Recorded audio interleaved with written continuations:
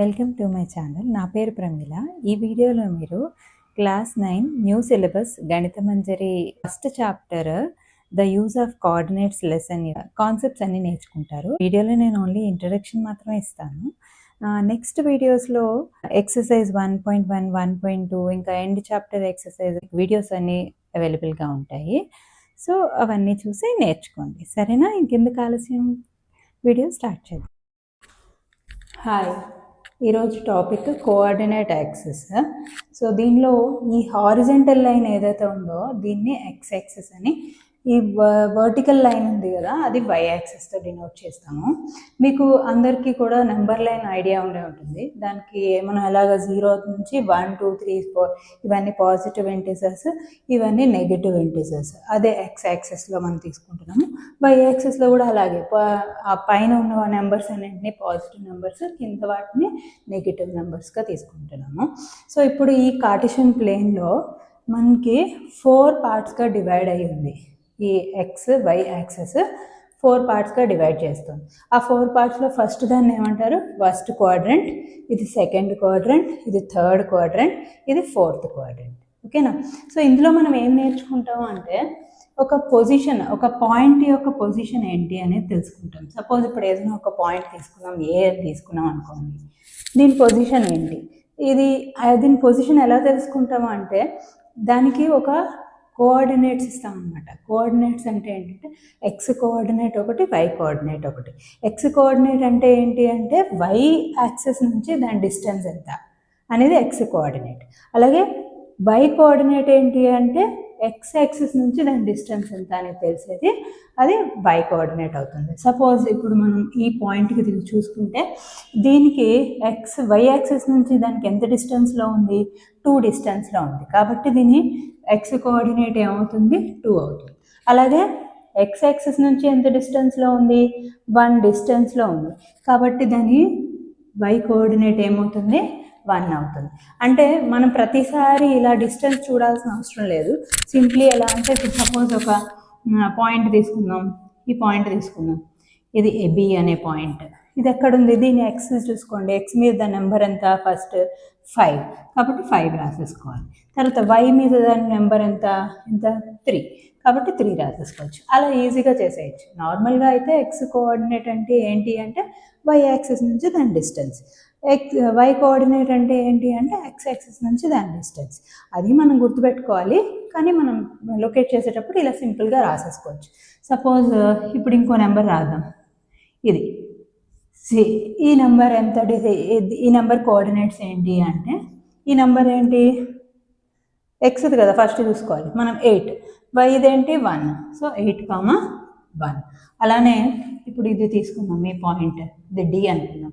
ఇది ఏంటి చెప్పండి? ఫస్ట్ ఎక్స్ మీద ఏముంది? 5, కాబట్టి 5 రాసేసుకుంటాం. తర్వాత వై అసలు లేనే లేదు, 0, కాబట్టి 0 అని రాస్తాం అన్నమాట. అలానే ఇప్పుడు ఇక్కడ నుంచి ఏదో ఒక పాయింట్ తీసుకుందాం, ఈ పాయింట్ తీసుకుందాం, ఓకే. ఈ పాయింట్ కోఆర్డినేట్స్ చెప్పడానికి ట్రై చేయండి. ఫస్ట్ ఎక్స్ యాక్సిస్ రాయాలి, అదేంటి? -2. అలాగే వై యాక్సిస్ +2, కాబట్టి దీని కోఆర్డినేట్స్ -2,2. ఇప్పుడు ఇక్కడ చూసుకుందాం, ఇదేదో ఒక పాయింట్ని నేను ప్లాట్ చేశాను, ఎఫ్. ఈ పాయింట్ ఎక్స్ యాక్సిస్ ఫస్ట్ చూసుకోవాలి. ఎక్స్ యాక్సిస్ ఏంటి? -3. అలాగే వైది ఏంటి? ఎక్కడ ఉంది? ఇలా స్కేల్తో చూసుకుంటే -1 దగ్గర ఉంది, కాబట్టి -1 అనమాట. -3, -1. ఇప్పుడు ఈ పాయింట్ చూద్దాం, ఇది ఒక పాయింట్. ఈ పాయింట్ది ఫస్ట్ ఎక్స్ యాక్సిస్ చూడాలి. దీనికి ఎక్స్ యాక్సిస్ మీద ఏంటుంది? 0 దగ్గర ఉంది, కాబట్టి ఫస్ట్ 0 రాసుకోవాలి. తర్వాత వై యాక్సిస్ ఎక్కడ ఉంది? -6 ఉంది, కాబట్టి -6 రాసుకుంటాం. అలాగే ఈ పాయింట్ తీసుకుంటే ఇక్కడ కూడా అంతే. ఫస్ట్ ఎక్స్ యాక్సిస్ దగ్గర ఎంత ఉంది? 0. తర్వాత వై యాక్సిస్ మీద ఎంత ఉంది? 6, కాబట్టి అది 0, 6.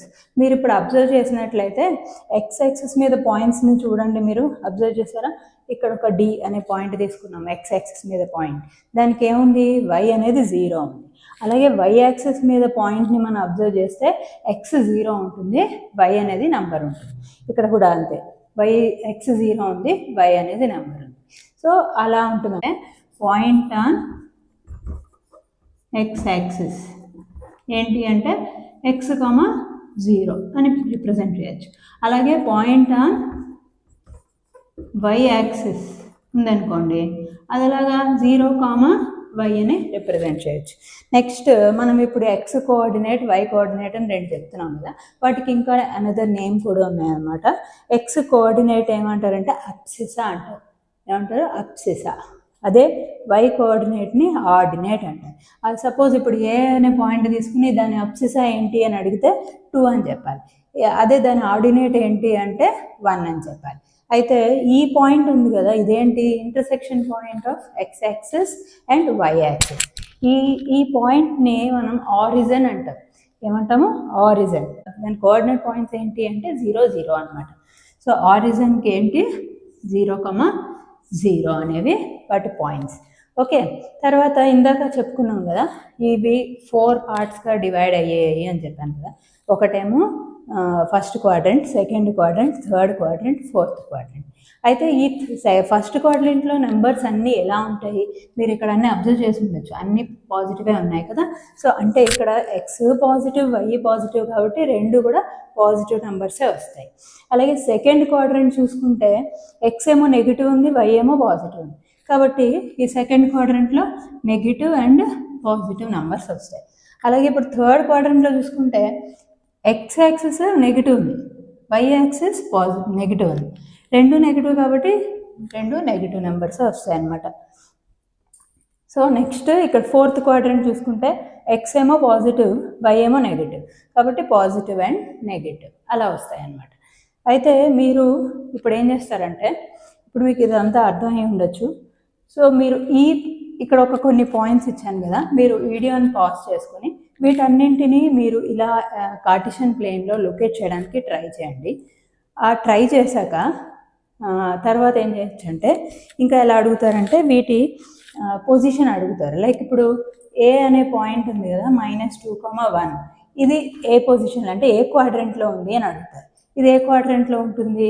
నెగిటివ్ -2 అండ్ ఇది 1 అంటే ఇక్కడ ఉంటుంది కదా, దీని పొజిషన్ ఇది కదా, -2, 1 అంటే ఏ క్వాడ్రంట్లో ఉంది? సెకండ్ క్వాడ్రంట్లో ఉంది. సో ఇదేం రాస్తారు? ఇంకా లైస్ ఇన్ సెకండ్ క్వాడ్రంట్ అని రాస్తారు. అలాగే ఇప్పుడు ఇది ఉంది -3, -3 ఎక్కడ ఉంటుంది? ఈ క్వాడ్రంట్లో ఉంటుంది. So it lies on third quadrant అని రాయాలి. అలానే ఇప్పుడు సి బిట్ చూడండి, సి బిట్లో -6, 0 ఇది ఎక్కడ ఉంటుంది? ఇక్కడ ఆల్రెడీ మనం లొకేట్ చేసామా? లొకేట్ చేయలేదు. ఇది -6 అండ్ 0. సో ఇది -6, 0 కాబట్టి ఇది ఎక్కడుంది? ఫస్ట్లోని, సెకండ్లోనే లేదు, థర్డ్లోనే లేదు.